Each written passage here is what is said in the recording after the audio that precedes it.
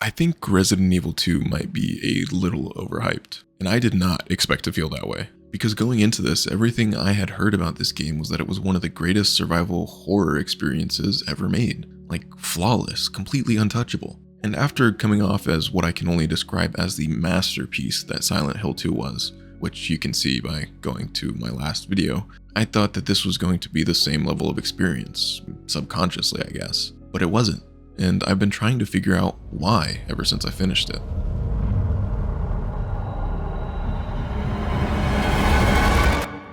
So finishing my first playthrough of Resident Evil 2, I did the Side A, I believe it's called, just the Leon story, essentially. I didn't play as Claire. And this was my first time ever touching a Resident Evil game, ever, besides maybe counting the one time when I was little and I booted up the first disc of the original Resident Evil 2 on my dad's PS1. And I want to be clear before I say anything further. I don't think that this is inherently a bad game. Not even close. I don't think it's a bad game overall. But I do think the way that people talk about this game kinda set me up for a completely different experience than what I actually got. And I think a big part of that is that I played this immediately after playing the Silent Hill 2 remake. And coming off of Silent Hill 2, I was in this mindset where horror felt extremely heavy. Like every room meant something, and every sound, every enemy, every visual that was being displayed to you had this weight and meaning behind it. It wasn't just trying to scare you, it felt like it was trying to make me understand the character and the world that I was living in.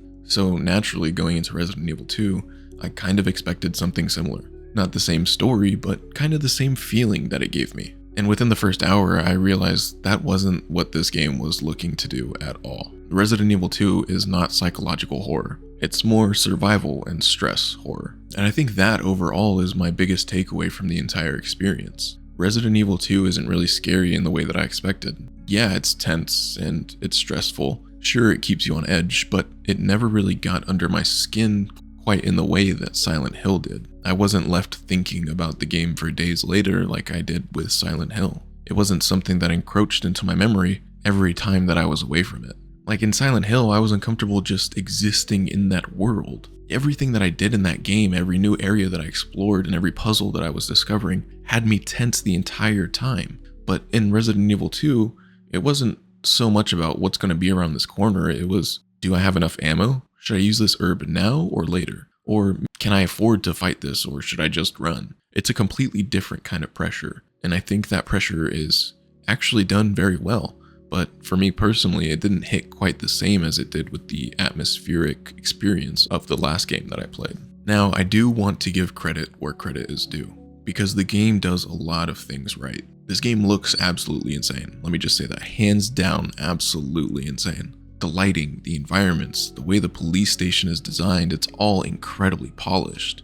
And even for a game that came out in 2019, I was genuinely surprised by how good it looked. I cannot stress enough how good the game looks. Insane. And the puzzles were actually some of my favorite parts. They never felt too easy, but they also never felt impossible. And they were fun to do. There's this constant sense of progression where you slowly unlock different things that unlock various pieces of the map, so it kind of requires a lot of backtracking, but with the police station itself, it's kind of one of the best designed locations to do that in.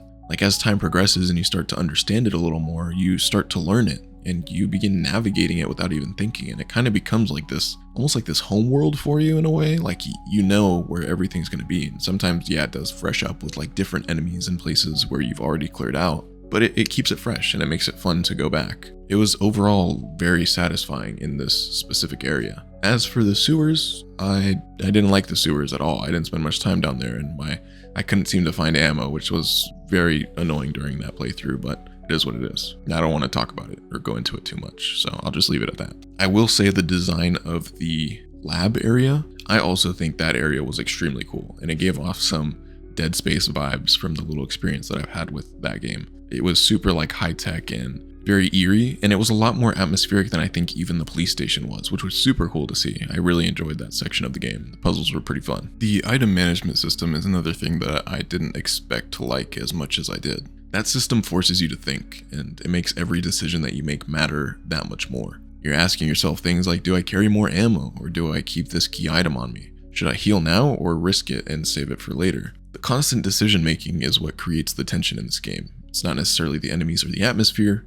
it's your choices. And I respect that, even if it's not what I personally look for in horror. Now this is the part where I start to disconnect from the experience a little bit, because while I think the systems are pretty solid, some of the moment-to-moment gameplay just didn't really click for me. And I think my biggest gripe would have to be the fact that it takes 6 bullets to kill a zombie. Like, does it really need to take an obscene amount of bullets to kill a zombie? I get that it's a survival game, and I get that it's supposed to be about resource management, but at a certain point it stops feeling immersive and starts feeling kind of frustrating. Like, I'm unloading half of my magazine into this one enemy, this one regular enemy, and it's still walking back up to me. It's still getting right back up after I put it down. It takes you so many bullets just to get a single regular zombie down. Now, I would understand if this was for the bigger enemies, like the crawlers, the leechers, I believe is what they're called. That makes sense. I think they're supposed to be like a more formidable foe. But for the regular ones, like, I think we could have got away with maybe 3 bullets. And maybe I was doing something wrong. I don't know. I was playing on the normal difficulty, but I didn't think it would take me that long to take out certain enemies. And overall, it kind of just pulled me out of the experience. Aside from that, there's also the boss fights. And while a lot of them were pretty cool visually, mechanically they just felt rough. They weren't really difficult in a satisfying way. They were kind of just clunky. And I found myself not looking forward to those moments as I initially thought that I would. Bro.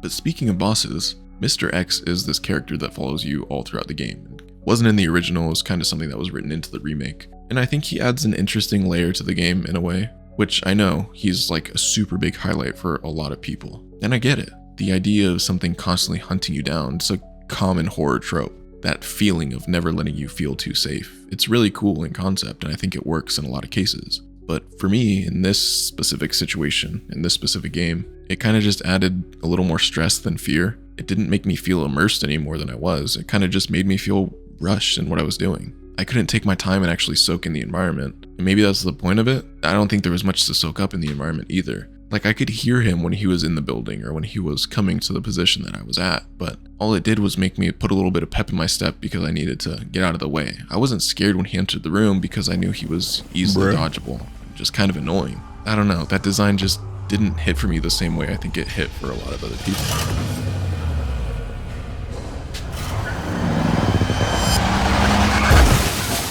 So, overall, after finishing Resident Evil 2, I don't think that it's a bad game. And I don't want you to walk away from this video thinking that I'm some Resident Evil 2 haters. I actually think it's a really well-made game. But I also don't think that it hit me the way that it seems to hit a lot of other people. And I think it really just comes down to one simple thing. I played it right after Silent Hill 2.